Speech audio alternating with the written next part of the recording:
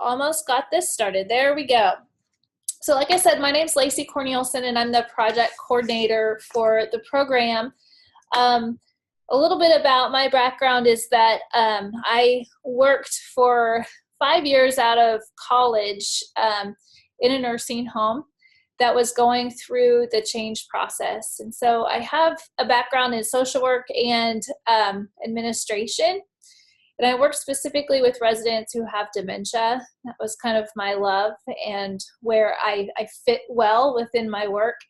And so I do have some experience in actively working through change. And the team members that are a part of the PEAK program that I'll introduce here in a little bit also have some experiences like that. And so the reason that we recruited some of these people with practical experience are so that you have resources to call out to, because you're going to be making changes, and these folks have some experience with that.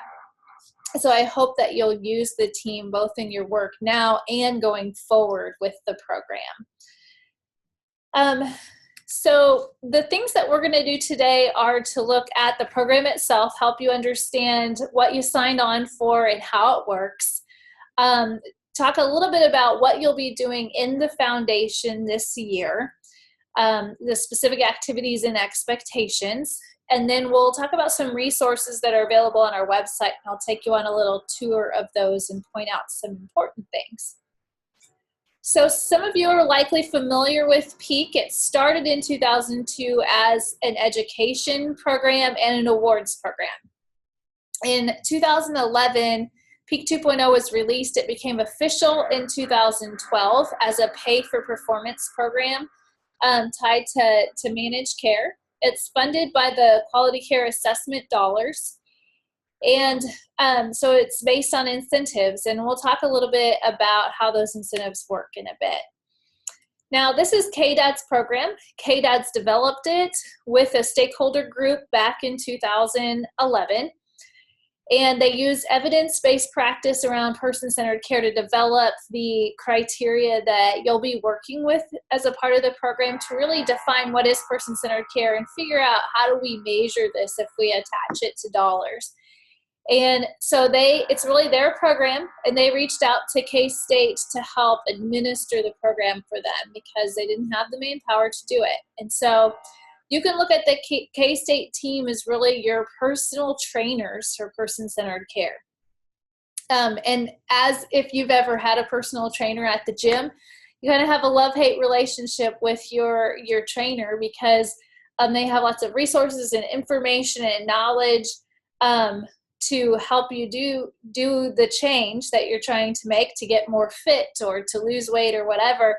But in that, they push you to achieve those goals. And so that's also what we intend to do. We do that by providing resources and education through our work with you here, and also through consulting and giving you feedback on various things throughout the program. Here are some pictures of some of our extended team members.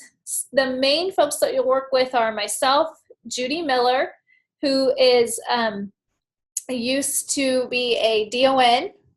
She was a DON for 16 years and a LPN prior to that, actively working in nursing homes. And she worked with an organization in changing to person-centered care. And they continue to be one of the leaders in that. Jackie Sumps worked in long-term care for over 30 years in various capacities, mostly as a social worker. And she too has experience with change. Majette and Gail oversee the program. They're both researchers, but Majette does have lots of experience in healthcare design and specializes in culture change. And so she's a great resource to you. If you ever have questions about your actual incentive, am I getting the incentive I'm supposed to? What if there's a penalty on this incentive? Georgiana Carell is your person to call at KDADS. So I've included her picture there, and all of this information, all of these folks' names and contact information is in your handbook. And that can be found on the website, which I'll show you. And then Crystal and Donna help us with evaluations. And Crystal is a occupational therapy assistant and still does that. But she also helps us out, and she has various experiences in long-term care, including life enhancement activities and so forth. And then Donna Fox has about over 30 years experience in all kinds of capacities in the nursing home. And then Sally Hodges is a graduate research assistant with us, and she does a lot of communication with you. So setting up times of meetings and those sorts of things are one of the things Sally will do with you. So some of the tools that you should have or know where they are listed here. One of them is the workbook, which we mailed to you some time ago. Should have received 2 of them, and in one of them was a DVD. So make sure you have that. That's going to be a really big part of the work that you'll do throughout this year. And then the handbook is on the website. I'll show you that. That includes all the criteria for PEAK. Those are the things that you'll be striving to put into practice through the program. And then the website, which we'll go over. Okay. So, the foundation year, what have you signed on for? Really what this year is designed to do is to build the foundation necessary to begin implementing practices around person-centered care. If you're familiar with Bill Thomas, he calls this warming the soil activities.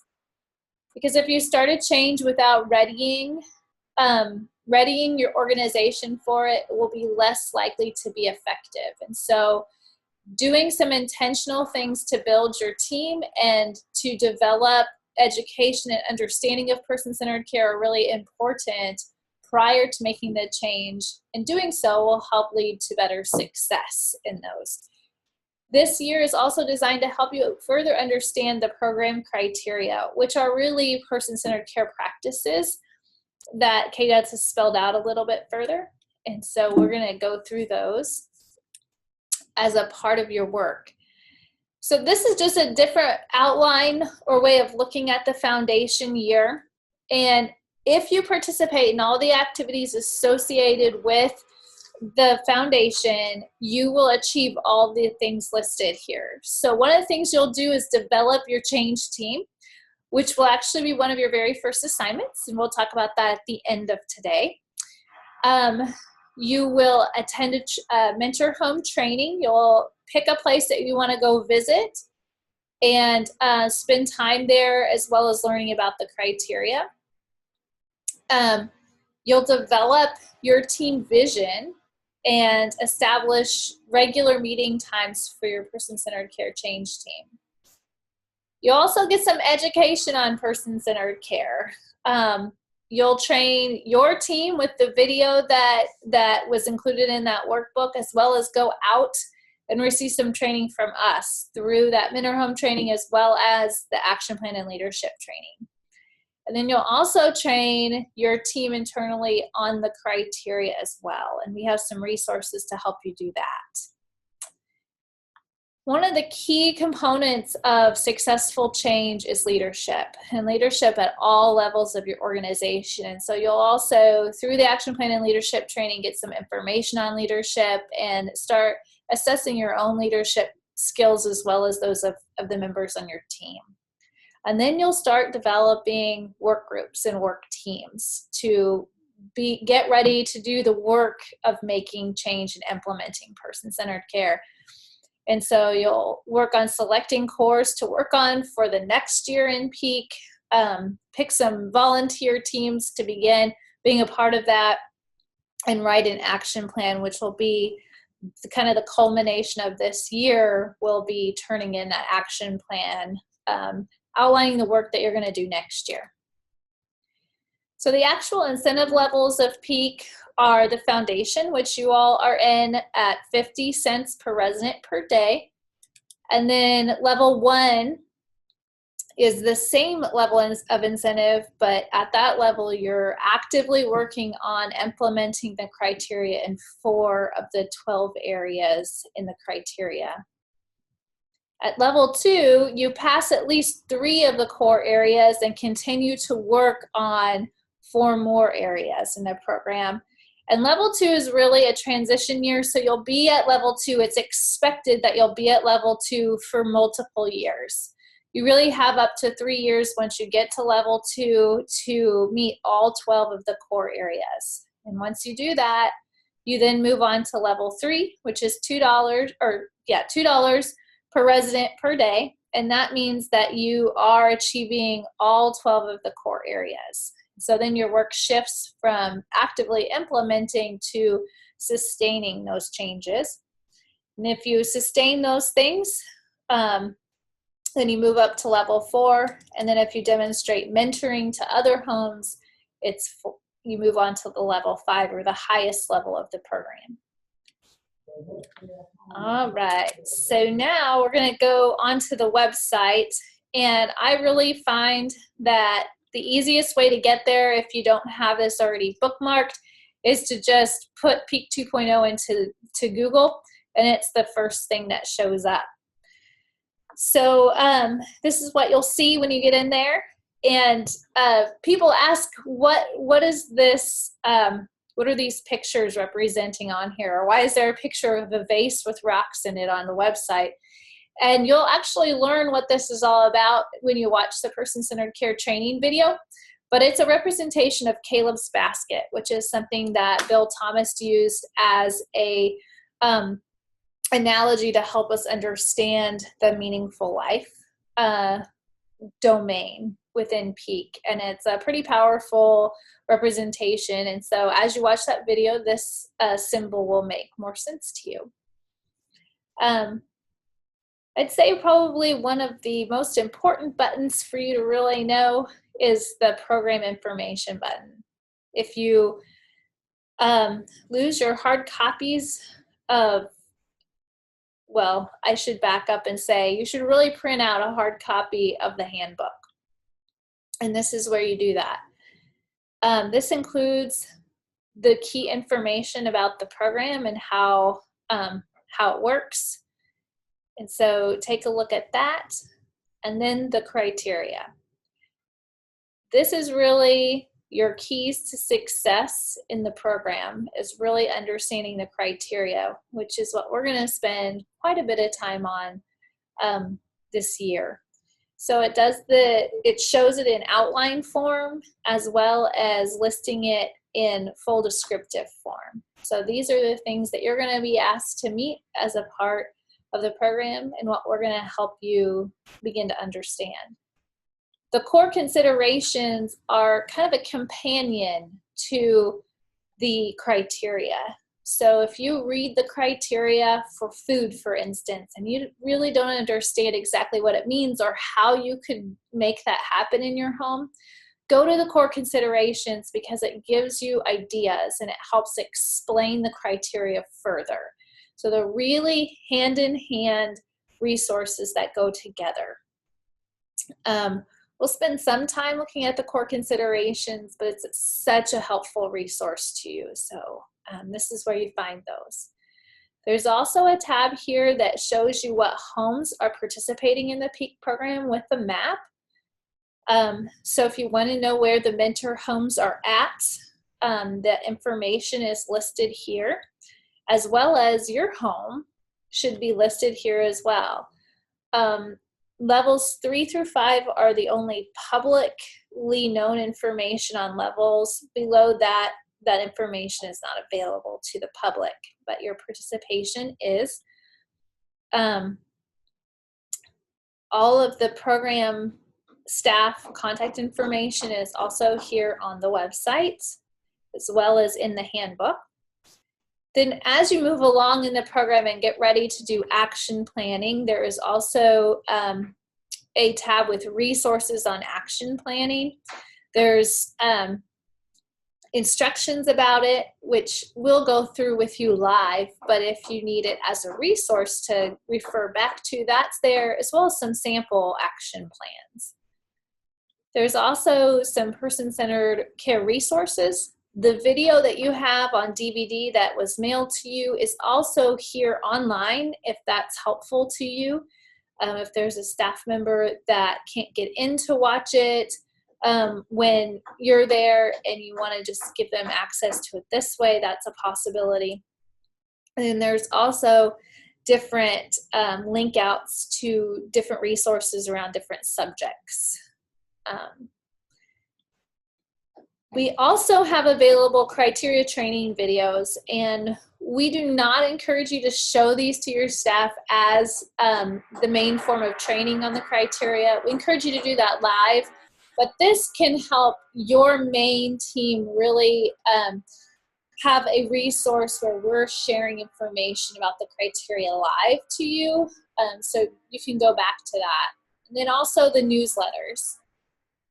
These are archived from when we started having newsletters, and there's just some really great articles in some of these that might be helpful to you. So if we open up one of them, which I don't recall which topic it was, but yeah, so there's a lot of the newsletters feature homes that have made the change, and so you can kind of learn a little bit more about them and their journey and what's helped them be successful, and maybe reach out and contact them. There's other ones that have stories about specific resources or specific topics that might help.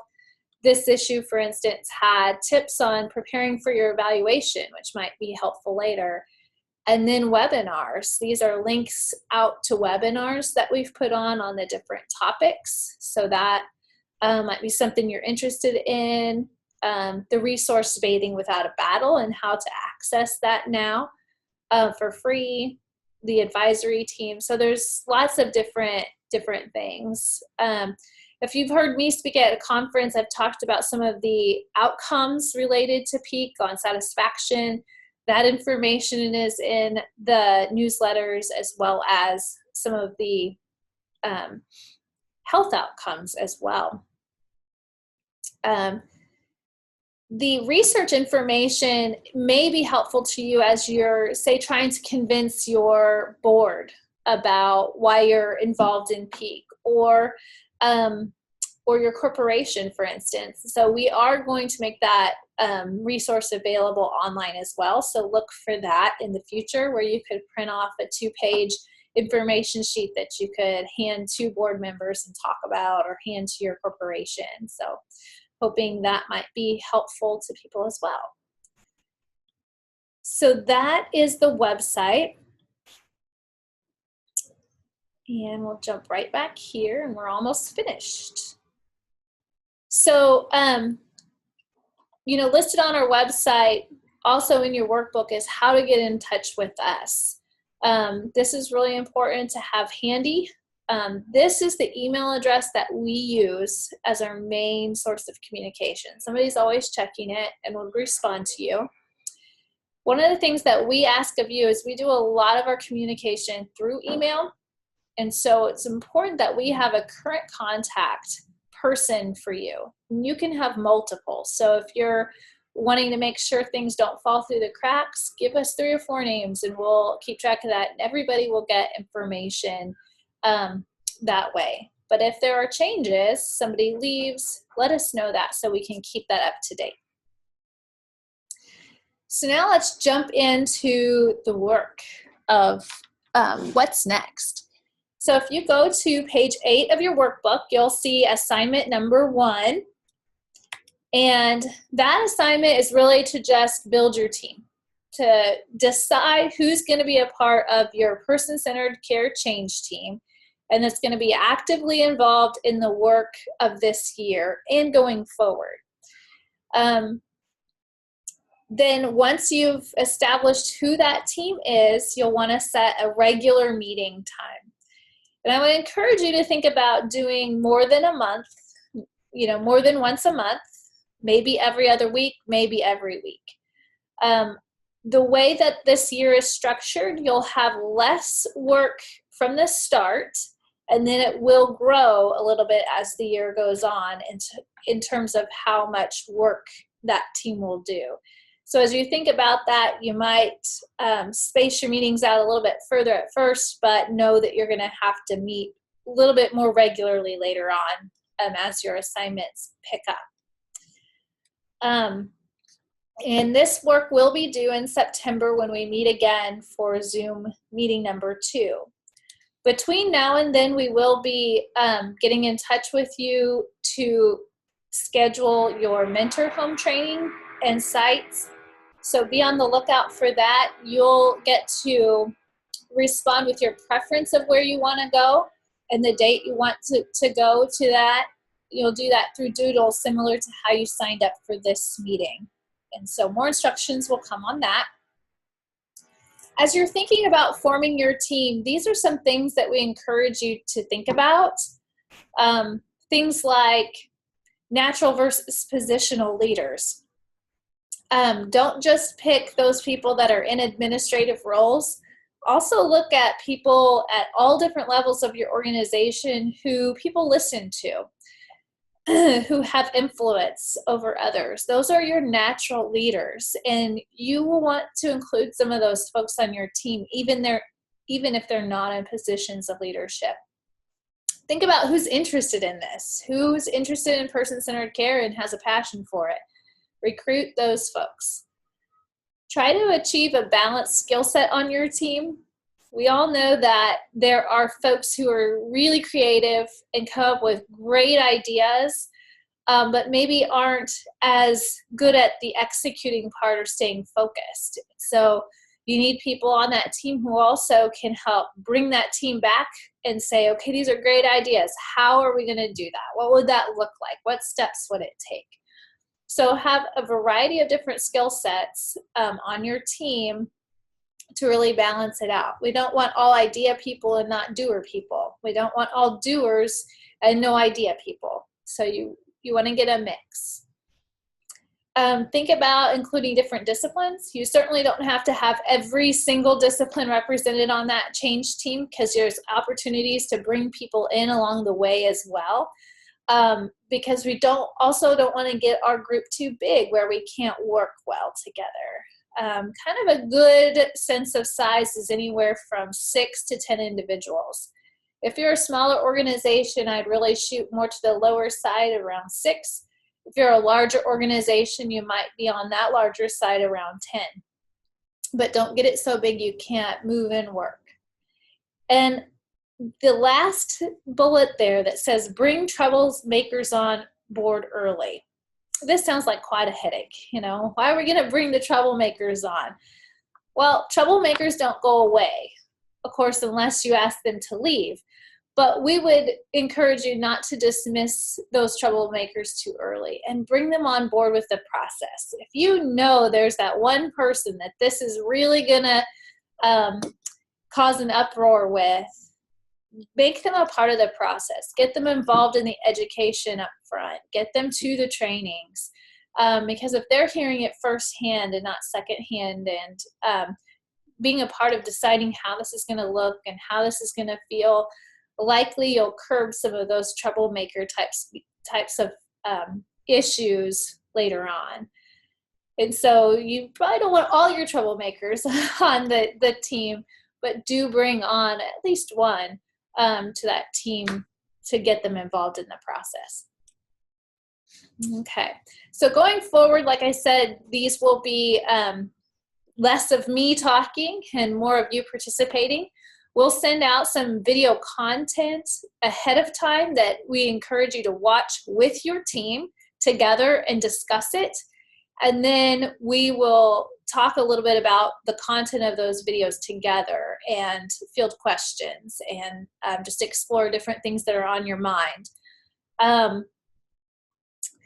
We'll also review assignments during those meetings, so you'll want to think about what you would share with our group about what the assignment was like. What was it like for you to do? How hard or easy was it to pick your team? That sort of thing. And then we'll also go over next assignments and really touch base to see, are you on track and what could we help you with as you're going through this. Okay, so I'm going to stop now and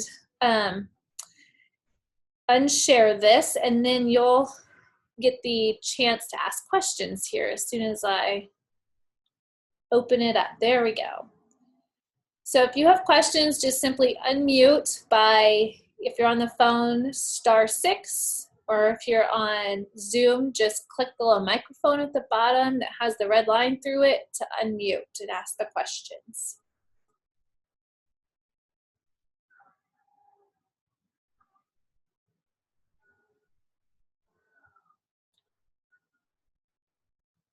Okay. Well, I'll stay on for a little bit longer in case somebody has a question they're nervous to ask in front of the whole group, but otherwise you're free to go, and please do stay in touch with us if you have any questions. Have a great day.